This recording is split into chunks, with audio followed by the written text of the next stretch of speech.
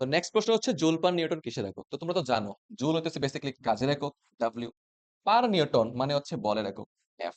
তাহলে আমরা যদি কাজকে বল দ্বারা ভাগ করি তাহলে আমরা কি পাচ্ছি? সরণ এস পাচ্ছি না? তাহলে জুল পার নিউটন হচ্ছে সরণের একক ভাই, একদম সিম্পল।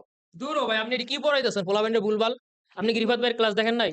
আচ্ছা কি হইছে একেবারে? ঠিকই তো। এই আপনার আমি দেখাইতেছি।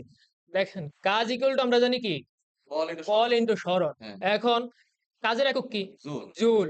হ্যাঁ তারপরে বলের একক কি? নিউটন। নিউটন। এস এর একক কি? এম। হ্যাঁ ঠিক আছে?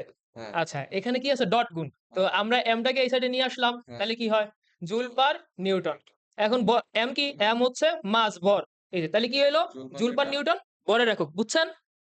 এটা বুন্দাওয়ালা জুল, মানে এটা জুল কাজের একক, তাহলে এখানে বন্ধ হইব ডট গুণ পরের একক।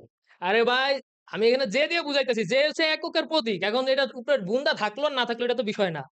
বিষয় হচ্ছে যে দিয়ে আমি প্রকাশ করতে পারছি। বুঝেন না বিষয়টা? सारी उम्र मैं जो कर जबड़े आ रहा तेरे पीछे ये जिंदगी सरकस हो गई। सारी उम्र मैं जो कर जबड़े आ रहा तेरे पीछे ये जिंदगी सरकस हो गई।